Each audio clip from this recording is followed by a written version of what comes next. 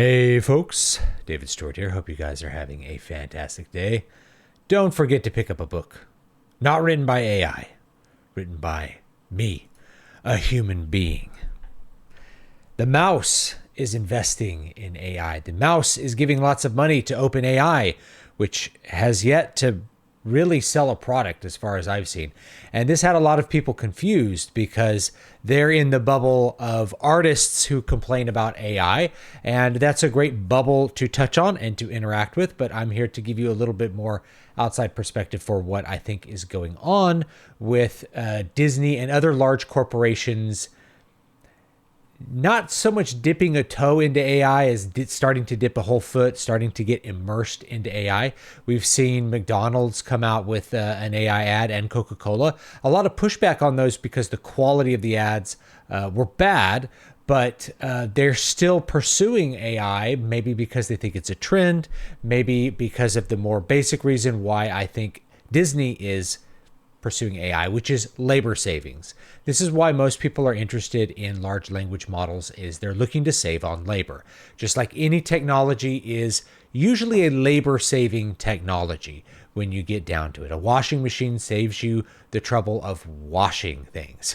It seems pretty obvious, but that's the way most technology works. It saves labor and thus frees up humans to do other things with their time and energy.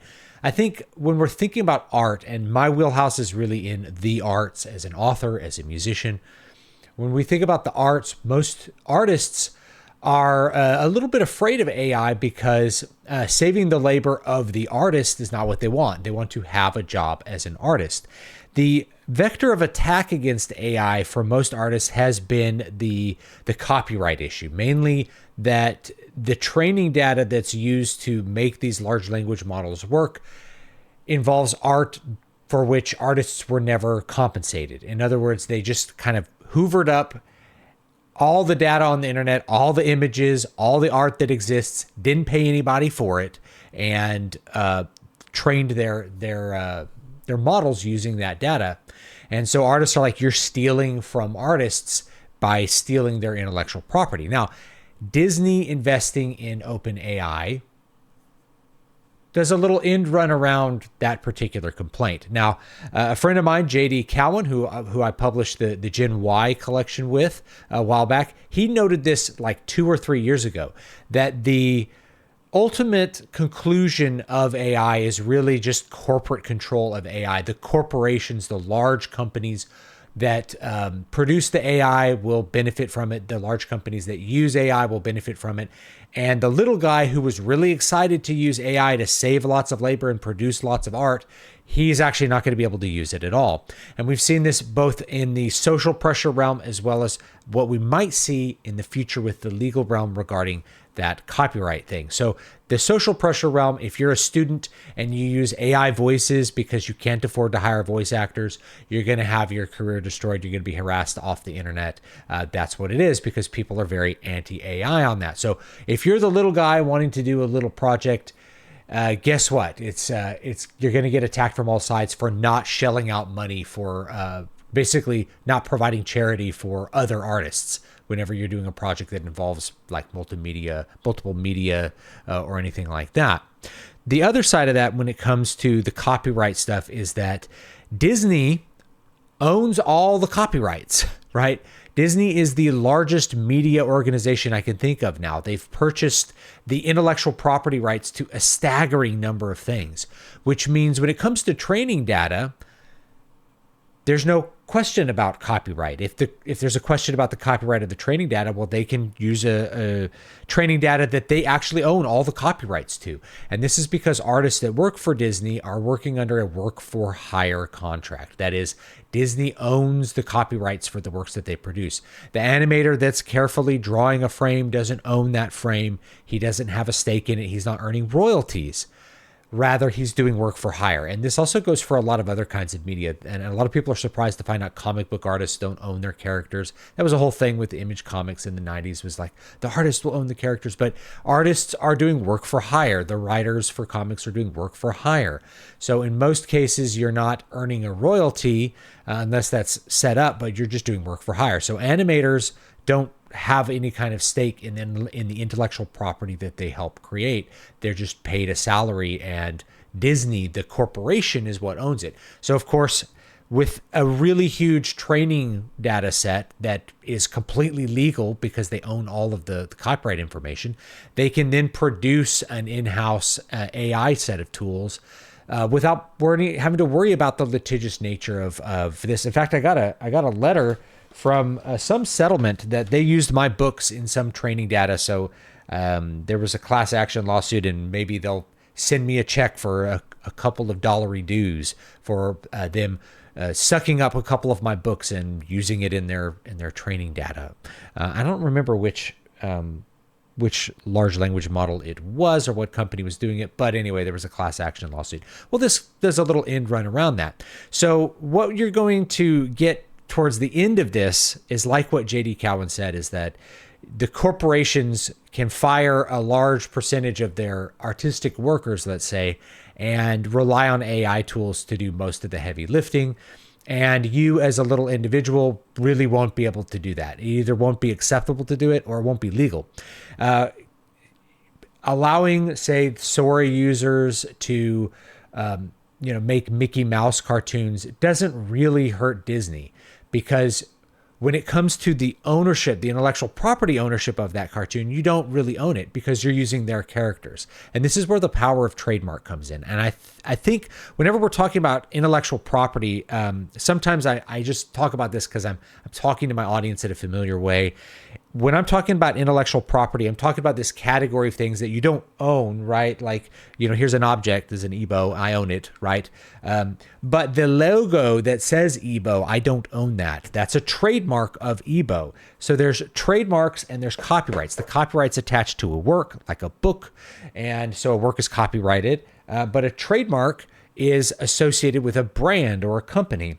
And so trademarks are really robust. And what you're going to see is that Disney, who effectively has infinite money to litigate anything, they have high-priced lawyers on staff, they have huge reserves of capital, they can sue any little guy for whatever amount of money that they want, lose, and not really be out anything.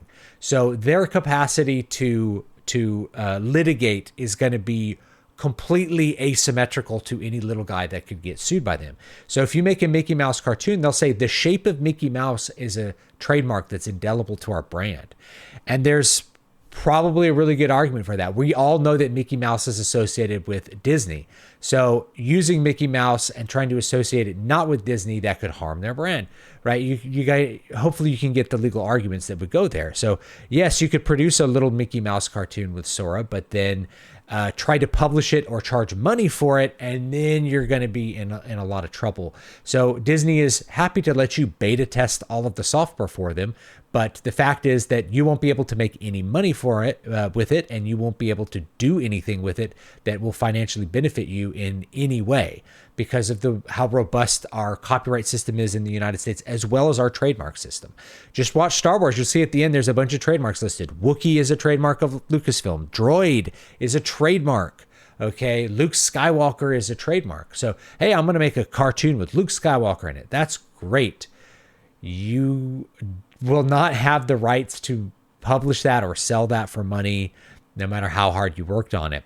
And you're probably going to see this with a lot of things that go into the training data, is that the corporation ends up owning everything that's in the training data, which means you can't actually use it for any of your projects. So that might be what we have, is that the large companies will sort of capture the useful parts of these models, and they'll use them in-house because they have the legal ability to control the data sets. And Disney has for artistic stuff, because art is my wheelhouse, not like programming or things like that.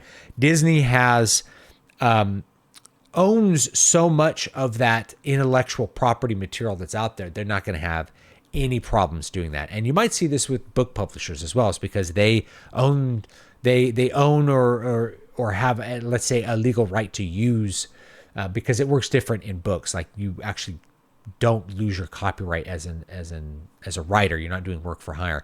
But you might see publishing companies that are able to work out something there for them to use AI for things, but if you're just like an independent guy using AI, you may run into problems, or the model may not be available for you, or it might be so expensive that you can't use it. It's only for enterprise users.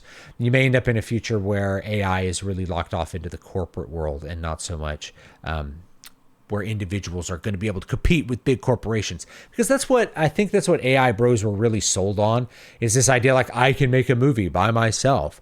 And it's like, you actually won't be able to because you won't have access to the good versions of the models that are trained on the Disney movies. Only Disney will be able to do that. So meanwhile, Disney can fire a good portion of their animators and shortcut everything with AI.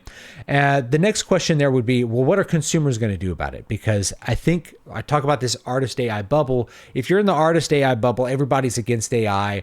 But once you step outside of that bubble, you realize a lot of people don't really care that much about AI. It's a kind of a vocal minority. It's not in a lot of people's it's not in their sphere of care. I don't know how else to put it, right? Like, they're aware of it. They don't really care that much about it. So the McDonald's ad was probably more upsetting because it talked about how horrible the Christmas holiday is, more so than it was AI. And AI was kind of the crappy frosting on that crap cake. So I think people that are outside of the bubble are not going to be quite as aware. Like, I don't see people not watching a Disney movie because it has AI in it, or AI tools were used heavily in its creation, or a Disney show. If Star Wars is an example of what we have to go on, like, the power of the brand is really strong. People will watch 10 years of crap that they don't enjoy, hoping that something will be good. What lesson did Disney learn from that? Well, it turns out that fans are not going to go away even when the quality is low. And believe me, I believe the quality of movies has decreased a lot, but AI is not responsible for that. It's just, it's bad writing, it's incompetence, it's politics, it's all of those things that we've talked about before. Will AI make more people turn away from Disney? I don't think in significant numbers, unless more people are exposed to the ideas that artists are really talking about with this. And from the artists, mostly they're talking about, oh, they stole our work, but Disney's not going to have that issue. I think for me, because I tend to work as an independent artist, it's really just that the marketplace gets overrun by so much low quality crap that you can't get through the noise anymore. I'm more worried about the internet being destroyed, not by AI becoming a super evil, Skynet thing, but just the internet becoming unusable because so much of it becomes fake, and you won't be able to cut through the noise. That's my bigger fear. It's not really like, oh, AI will do it better, or will do more of what I do. I'm not really concerned about that. It's more just that the ecosystem gets destroyed. It's the second order effects that I think are more concerning for AI, not so much like the dangers of Skynet or things like that. So anyway, that's my point about that, is that it'll be AI for me, but not for thee when it comes to the corporate overlords. And while you're using ChatGPT and you're using Sora or whatever, you're beta testing it for the mega corporation, which is not going to let you use those characters for any kind of commercial purpose. You can use them to just beta test their software, because that's what they're going to use in-house. They're going to create some sort of way to use that in-house so that they don't have to hire as many animators to do all the grunt work, at the very least, if not just generate things for really cheap. Remember, the big point of a technology is to save labor, and I think AI is probably a perfect example of that, right? So anyway, those are my thoughts on that. I'd love to hear your thoughts on AI and things like that, and specifically the corporate world investing in AI, a big media company like Disney investing in AI. That's why I think they're doing it. They're not going to have the same legal problems that you will. And you might have legal problems from using their characters, right? So they are really in an advantageous position to take advantage of it. They're in a position to take advantage of it.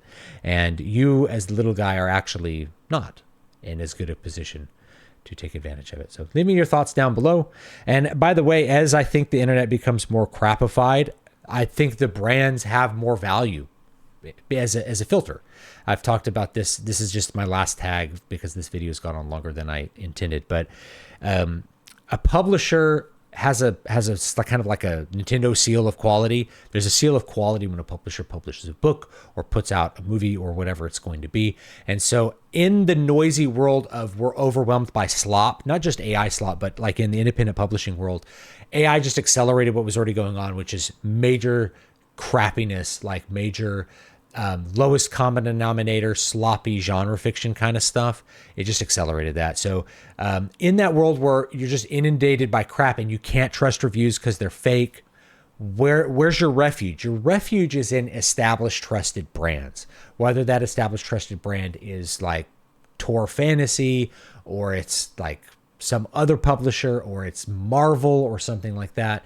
That's what ends up being the value. So as the internet becomes more and more useless and more noisy, the brands actually become valuable because there's an expected and kind of trusted amount of minimum quality from those products. It's kind of like if you look at a list of products and they're all the same price, but one is Sony and you're going to buy the Sony one because it's just a more trusted brand versus a bunch of random letters from a Chinese company. Might be the same headphones made in the same place if you're buying headphones, but you feel like the Sony one has a better chance of being a high quality product, even if not every Sony product that comes out like is going to be perfect or is going to be problem free. There's more consumer confidence in that established brand. So I think we'll have the same thing going on. Once that second order effect hits, it's not even going to matter that much. Like people will watch the Disney movies because the independent movies are too overwhelmed in the noise of like poor quality media for anything to get through that isn't already a big established brand with a big marketing budget